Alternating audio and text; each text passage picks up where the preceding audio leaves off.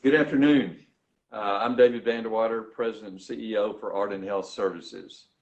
Thank you for joining us for this first professional education program of women at Ardent. First of all, I'd like to remind you to mute your phones if possible. We believe that will eliminate any feedback that we may get from the markets. Today's topic is communicating with confidence even when you're nervous. That was the most identified topic for today. I am absolutely understanding of this topic. Early in my career, I had to work on public speaking and communication in meetings extensively before I was able to have the opportunity to get in front of people comfortably and have a conversation. So I think this is going to be very helpful to everybody and put everyone in a spot that you will become much more comfortable with the kind of interactions and communicating that needs to be done every day in our business. Before we get started, I wanted to give some context to the program. You know, I experienced firsthand the incredible impact of female leadership through my own mother. She grew and managed her own business for 25 years. It had an impact on the community that we lived in. And importantly, it had an unbelievable impact on me personally. I believe my mother, who did not have a formal business education, would have appreciated an opportunity for professional development such as Women at Ardent. You know, women make up the majority of the American workforce today at 50.04%. According to the most recent report from the Labor Department. When you consider Ardent, here are our numbers. We currently have 26,889 employees.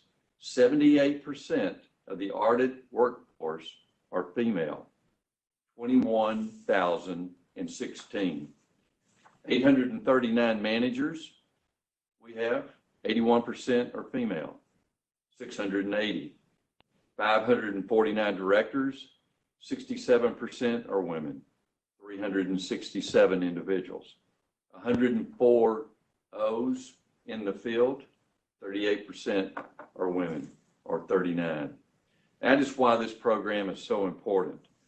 The purpose of Women at Ardent is to be an additional platform for professional development. Today's topic is the perfect place to start because we all are communicators.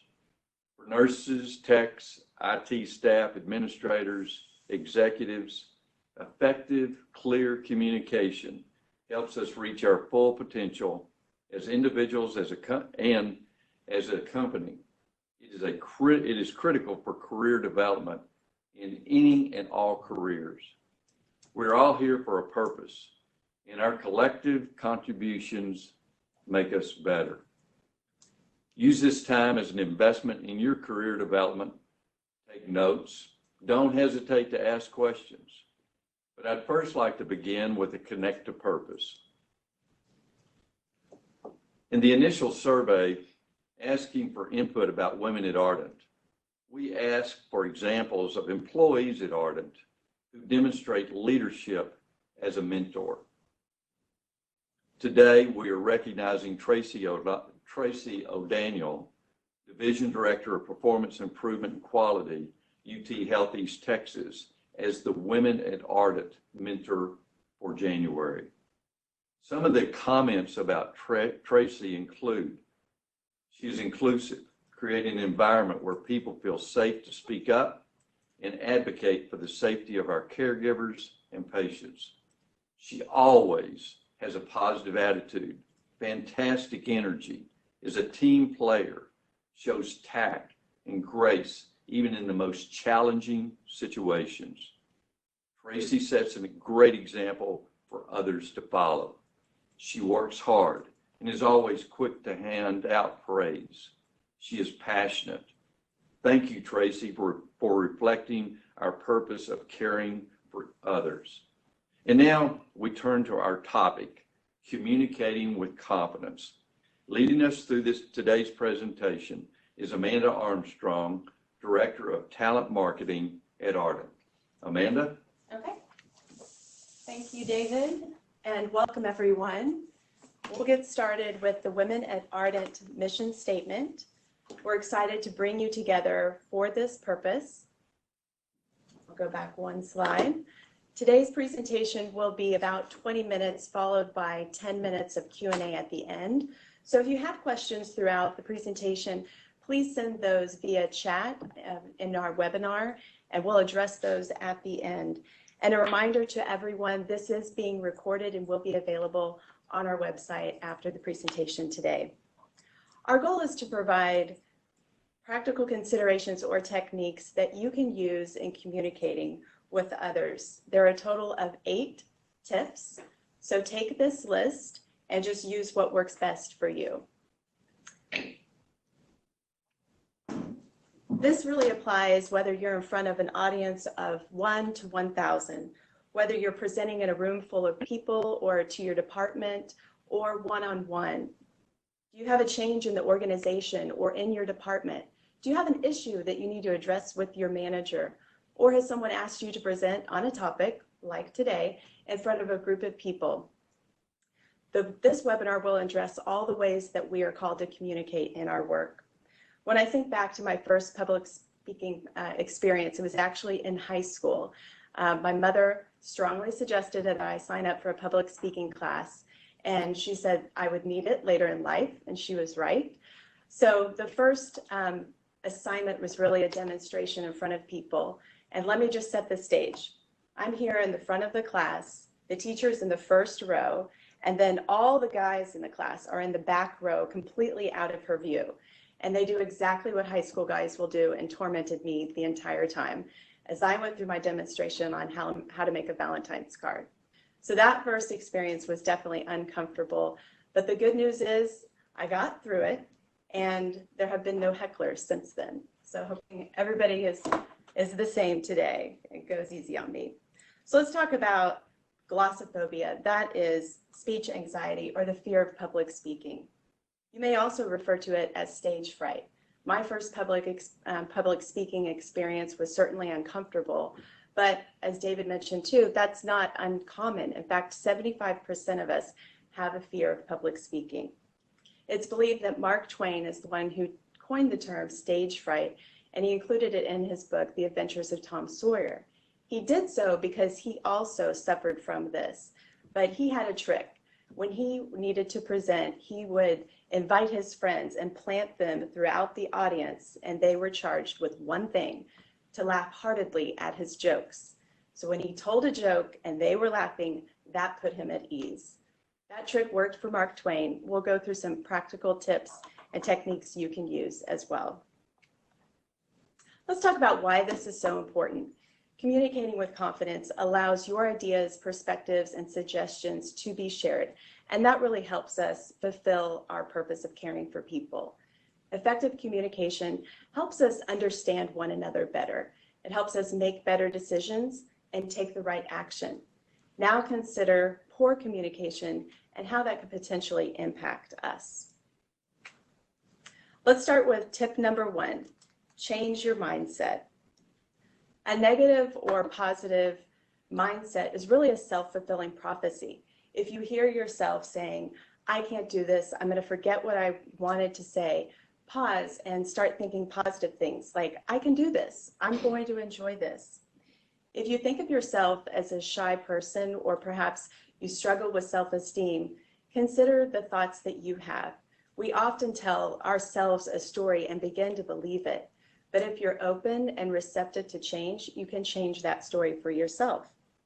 You can also become proactive with a mantra. This is something short and simple that you can say to yourself to get you into the right mindset. And one that I really like is by Brene Brown. She's a speaker, researcher, and author. Don't shrink, don't puff up, stand your ground. If you don't have a mantra that you have as a go-to, feel free to borrow this one. I certainly like it. And here are a few others. I am competent, smart, and able. I have great ideas and make great contributions. I believe in myself. Tip number 2, control your breathing. When you're nervous, it's likely that your heart is going a little bit faster, your breathing is shallowed, your voice may rise up. What's happening is the sympathetic nervous system is really in overdrive due to your fear. That's the fight or flight feeling that you have. But what you can do is engage the parasympathetic nervous system. That's referred to as rest and digest. That helps you calm down and deliver more naturally. So how can you trick yourself into doing this? One way is through breathing exercises. One is 4-4-6-2, and that is inhaling for 4 beats, holding your breath for 4 beats, and then exhaling slowly for 6 beats, pausing for 2. If you repeat that a couple of times, you'll notice that your breathing becomes more natural and you're more calm. Another suggestion is to breathe from your diaphragm. So this is something that most of us don't come by naturally. With intention, you have to breathe like you're breathing in and out of your belly. But when you do so, your voice is more natural and full and commanding of attention. Tip number 3, choose words wisely. What we say builds up or detracts from the confidence that our audience has in us. So avoid saying things like I or me, and consider saying we, us, and you. In fact, you is one of the most powerful words you can say to connect with your audience. So you'll see the column on the left, those words and phrases. Try not to say those as much as the ones on the right. On the right, those are really cause and effect, and they're more objective, and they help the audience connect with more confidence with what you're saying. A few other don'ts. Don't share a truth, statement, or fact as a question. When you pose a point as a question, your audience may dismiss that. Also, even though it's very tempting to do so, especially when you're nervous, try not to read everything on the PowerPoint screen verbatim. Instead, refer to it and speak to it. Tip number 4, be aware of your nonverbal communication. So what are we saying when we're not saying anything at all? Turns out a lot. In fact, words only equate to 7% of the message. There were 2 important studies conducted in 1967, and they wanted to know how people receive messaging. So they had a group of people, and they shared positive, neutral, and negative words with them. Some of those positive words were honey, dear, and thanks. Neutral words such as maybe, really, and oh. And negative words such as don't, brute, and terrible. And so they read these words to the subjects using a variety of tones. And what they discovered was, like it suggests, only 7% of the message was the actual word itself. 93% of what we're saying is our tone and our body language. So with regards to body language, there are 3 big ways that you can impact that in a positive or negative way. So first is posture. Do you find yourself doing this, crossing your arms? I do this because I get cold, but when I do it, I'm aware of it and try to open up. When you're like this, it's a little bit of a defensive and off-putting, vibe that you're giving to other people. So try not to do that. In terms of eye contact, when you're in a one-on-one situation, eye contact is one of the easiest ways for you to demonstrate that you're actively listening, and that builds that trust and confidence in those one-on-one situations. When you're speaking in front of a group of people, look throughout the room and make eye contact with individuals. Don't speak over them or behind them.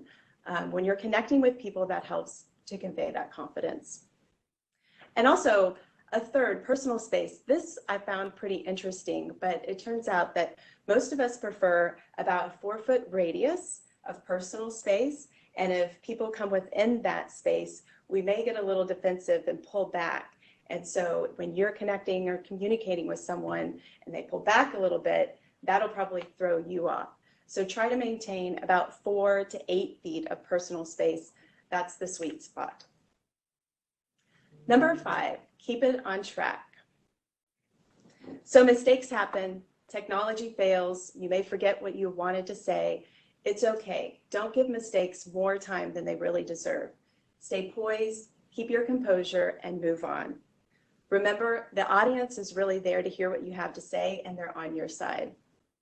In a conversation, if someone takes it off track, kindly bring it back by saying, I hear what you're saying and I appreciate your enthusiasm, but before moving on to that, I'd like to spend a few more minutes here.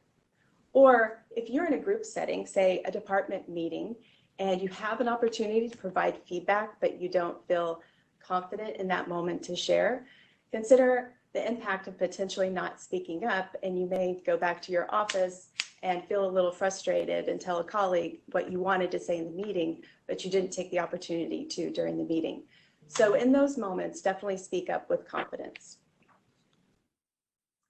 Number 6, practice, practice, and practice. Be as prepared as possible before your meeting, presentation, or speech. Why? It helps put you at ease. This is a photo of Mr. Vandewater around 5 a.m. before the leadership conference meeting last year, which was to begin at 7:30. He always runs through his speeches the morning of, in addition to being well prepared. If you have the opportunity to practice in the room or the space where you will be presenting, that's a great advantage. It helps you get comfortable with the technology, get a feel for the spacing in the room, and get an idea for how you need to project. Also, in terms of crafting your presentation, think about the who, what, when, where, and how. What does your audience want to hear from you? Be prepared. Also, frame your presentation or agenda as bookends. And by that, tell them at the beginning what you're about to tell them, then tell them, and then reiterate what you just told them. In terms of practicing at home, it's definitely a great idea to practice in front of the mirror or to use your phone to record yourself and watch it back. Ask a family member or friend to watch you. Pick somebody nice but honest. That'll give you practice presenting in front of people. Also, listen to your voice and check, are you breathing from your diaphragm? How is your pacing? Are you going too fast or are you pausing for those important points? Walk through your presentation while you're doing something else. Think about it while you're driving or walking or doing, something that's not related to just going over your notes. If you can do that, you know with confidence that you know your presentation inside and out. Before a one-on-one meeting, you may want a friend or family member to role play. Give them a general idea what the conversation will be about, but don't tell them how to respond. Just let them respond as they see fit, and that will help you be even more prepared for that one-on-one meeting. But take every opportunity to speak in front of groups. It does get easier the more that you do it, and it helps to refine your delivery style. Tip number 7, make it personal. Injections of appropriate humor or personal stories are a great way to connect with the audience. You'll remember at the beginning of this, I shared the story of my first public speaking class in high school. I also do that as a facilitator for the Ardent Service Excellence program. When it comes time to share the Connect to Purpose story, I talk about my son. He's 9, and this is a picture of him when he was helping to load the plane that was going to Florida. He helped load those boxes at the MREs the day after Hurricane Michael struck. The reason that I tell that story is because I know it inside and out, and I usually can't get through it without getting a little emotional. So it's a great way for me to feel connected with the audience.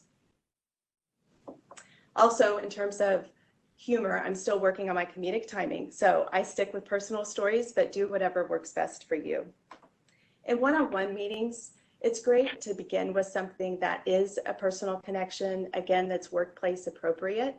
It helps to establish that trust, but also think about your why for that meeting and how that connects to your greater why in your role. Tip number 8, take it from the experts. Earlier I mentioned Brene Brown. Her 2010 TEDx Houston talk, The Power of Vulnerability, went viral and received more than 45 million views. If you watch TED Talks, you know the speakers come rehearsed and ready. Not only do they know their material, but they also have access to speaking coaches. And these are tips that those coaches provide before they go on stage.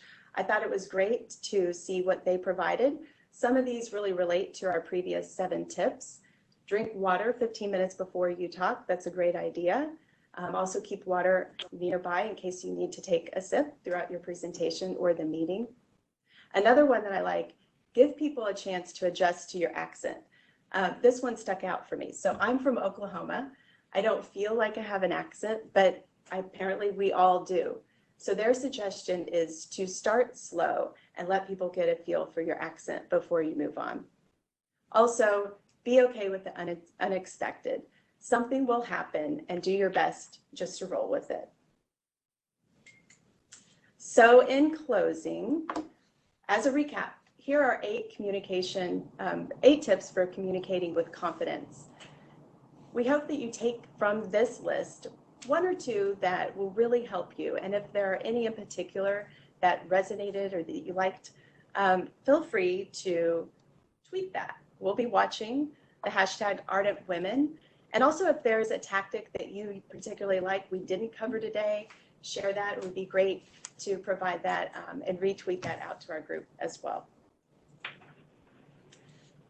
So we're now to the point of collecting some of your questions that you've been sending in and addressing those. Before I do so, just wanted to remind you the recording to this webinar will be on our website, ardenthealth.com/women. There you can also sign up to receive our emails regarding the upcoming webinars if you have not already done that, especially if you're joining us from UT Health East Texas because you're not on Outlook. This is the best way for us to keep you updated and connected on those invites. Also, if you'd like to receive updates via text, text the word women to 95159. I'll say that again. Text the word women to 95159. Our next webinar will be in February. Stay tuned for those details. But please invite your coworkers, send them a link to the website or this recording for this webinar if they were not able to join us today, and help us spread the word. Okay, now we'll take some questions if we have any.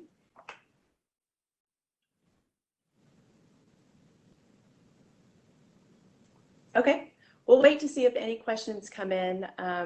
Appreciate you spending some time with us today.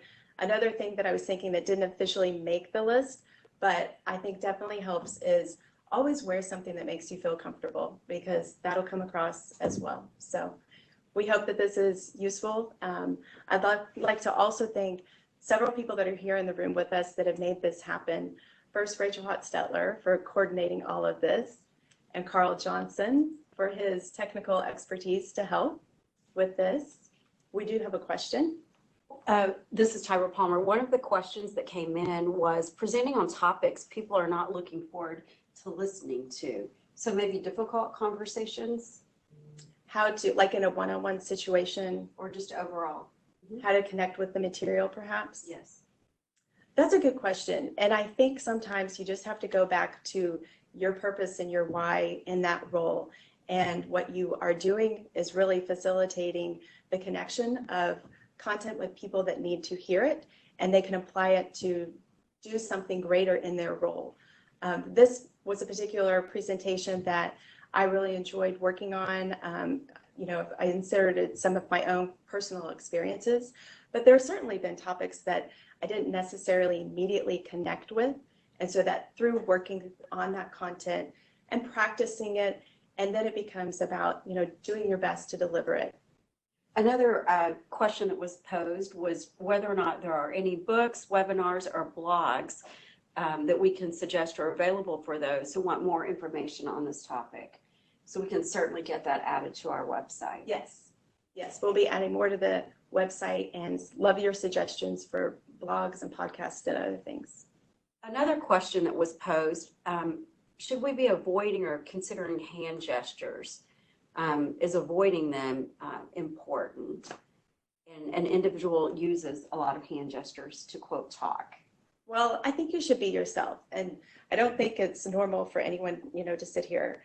At a certain point, that becomes off-putting. So use it when it feels natural to you.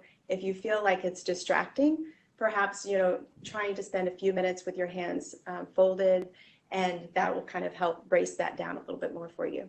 Another individual asked whether or not we could provide public speaking webinar just on public speaking.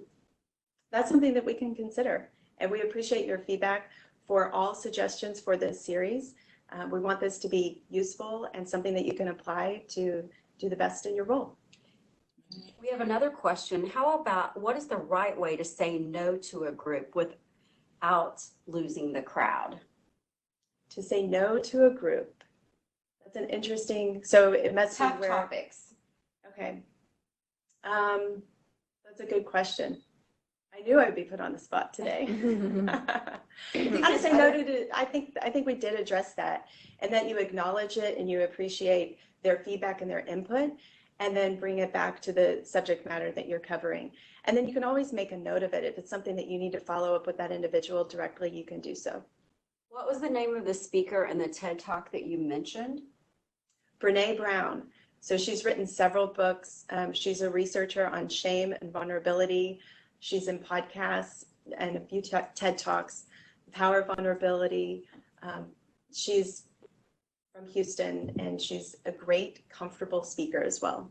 And also the opportunity perhaps for a webinar for TV interviews, tips for individuals that may be speaking live on TV. That's a great suggestion. And we have media training content available that we can put together, and we can either create something specifically that we can share in this forum, or you're welcome to connect with me individually and I can help you with that. I think that's it. Okay. I also want to thank Tyra Palmer for making this all happen, and for David Vanderwater's support. We appreciate everything that has come together to make this happen. Thank you all. Have a great day.